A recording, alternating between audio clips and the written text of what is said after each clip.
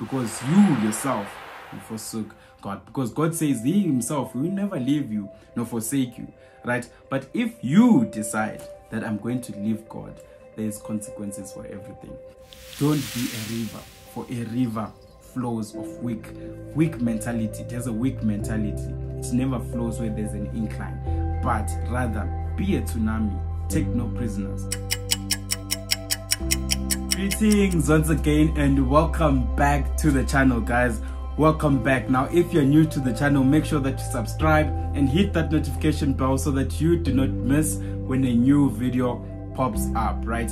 Now, keep in mind, guys, that you are now available on Anchor, Spotify, Apple Podcast, Amazon Music, Overcast, as well as on Google Podcasts, and you can be sure to find us on all those 6 different platforms, right? Now, also, guys, keep in mind that you are now available on TikTok at sinner_grace, and you can be sure to find us there as well on that platform. Now, also, guys, keep in mind that you are now available on YouTube, and this is to my podcasters. You can find us on YouTube at Ashley Gerera, where we then share the verses that we talk about on the podcast. Now, today, guys, we are going to be speaking about where does your reputation stand? Where does your reputation stand? What are people saying when they come into contact with you? You know, when someone hears about you, you know, what do they have to say about you? And that is what we are going to be talking about today. Isn't that interesting? Now, to find out more, stick around. Now, before I begin, guys, today we're going to level it up, right? We're going to level it up, take it just up a notch, just a little bit, you know, just a little bit. So today, I want us to keep in mind, right, that you know, I have a friend of mine that likes saying that when he is speaking or when he is about to speak, he likes to say that, well, ladies and gentlemen, and I'll try and copy what he says, right? In the exact, it might not be in the exact words, but I'll just try and copy what he says.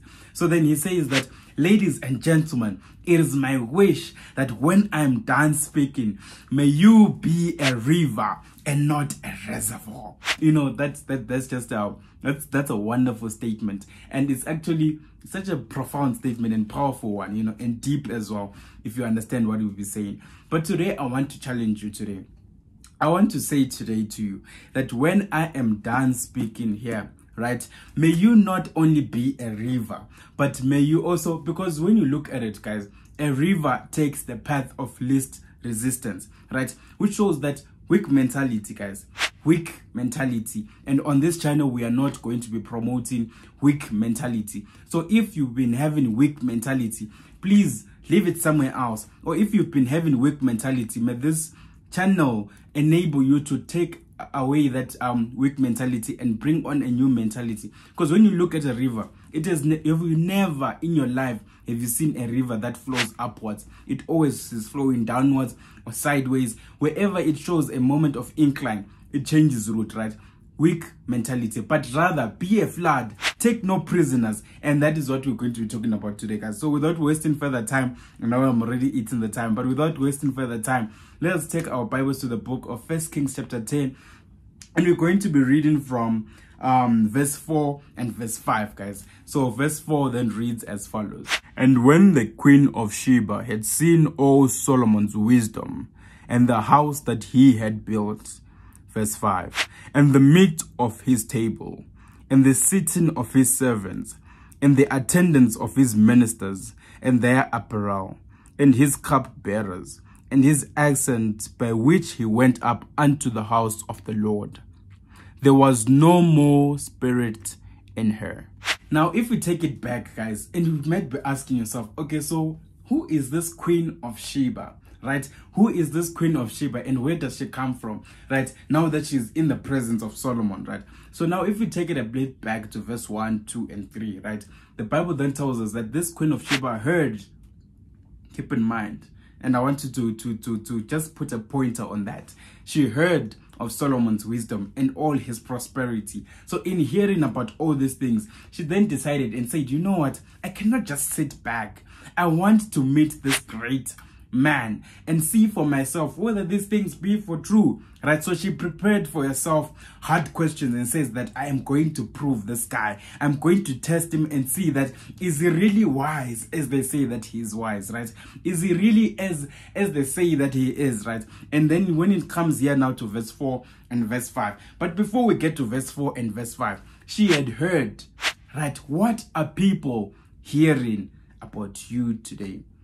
When people hear about your name, when people hear about your name, do they even have it in them to say, you know what, I want to meet that person. I want to meet that person. What is it that people are hearing about you today? Or only people are only hearing gossip and then they come to you to prove that whether the gossip is true. There's been nothing good that people hear about you. So what is it that people are hearing about you today? That people then say, you know what, I want to go and meet that person. And we see with the Queen of Sheba here, she heard of the wisdom and prosperity of what Solomon had. And she said, you know what, I want to meet this guy. I want to be in the presence of this guy and see what is it that he is holding, right? So that she can also come into knowledge with him, right? So now when we came to verse 4, in verse 5, then the Bible tells us that when she saw the way that Solomon did his things were in order, guys. He says that not only his things only, but from his cupbearers to even the way that he was going into the house of the Lord, right? And she said that when she saw even the meat, the way it was prepared on his table, when she saw all these things, he says that, and then her spirit left her. Guys, come on, guys. What things are you doing in such an order, in an orderly manner, that when people look at you, they are in awe, that even their spirit leaves them, not because of what you have said, but because of the things that you have done. It says that when she saw all these things, right, at his table, the meat at his table, the sitting of his servants, as a leader. Remember, the book of Kings is a book of leaders, right, as we established in the previous episodes, right? So as a leader, be a person that is organized. Be a person that is organized. Don't just be a person that, you know, that everything is haphazard and there's no order.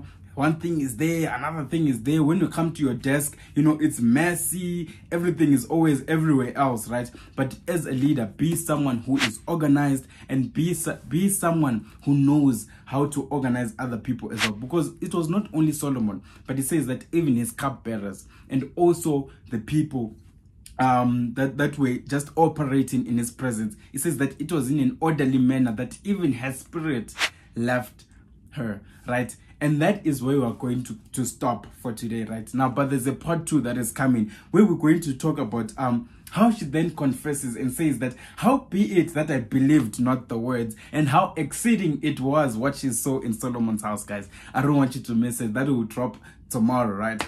But but for today, guys, your reputation matters. What is it that people are hearing about you? What are people hearing about you today? You know, what are people hearing about you? And that's a question that you must ask yourself. Are they hearing good things or are they hearing bad things? And that's a question for you to ask. When people hear these things about you, are they eager to meet you? Do they leave their place of comfort and say, you know what, I want to go and meet that guy. I want to go and meet that girl. I want to go and meet that mother, that father. Whoever is watching this is directed to you today. What are people saying about you that when they hear these things, they want to come and meet you and be eager to come into your presence? Ask yourself that question. And remember, guys, don't be a river, for a river flows of weak mentality. It has a weak mentality. It never flows where there's an incline, but rather be a tsunami. Take no prisoners.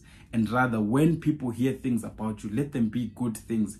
Don't just be a person that is a wishy-washy person, guys. No. But also remember, be organized. As Solomon was here, it says that when she saw the order of his things and the way he carried himself, her spirit left her. Guys, maybe I'm just the only one getting excited about this, but yeah. For next time, guys, keep in mind, for the next episode, we're talking about how she then came into the presence and says that, you know, I don't understand. And she said, I don't even know how I didn't believe this, guys. You don't want to miss it, right? But for today, guys, that is what we are going to, that is the end of our episode for today.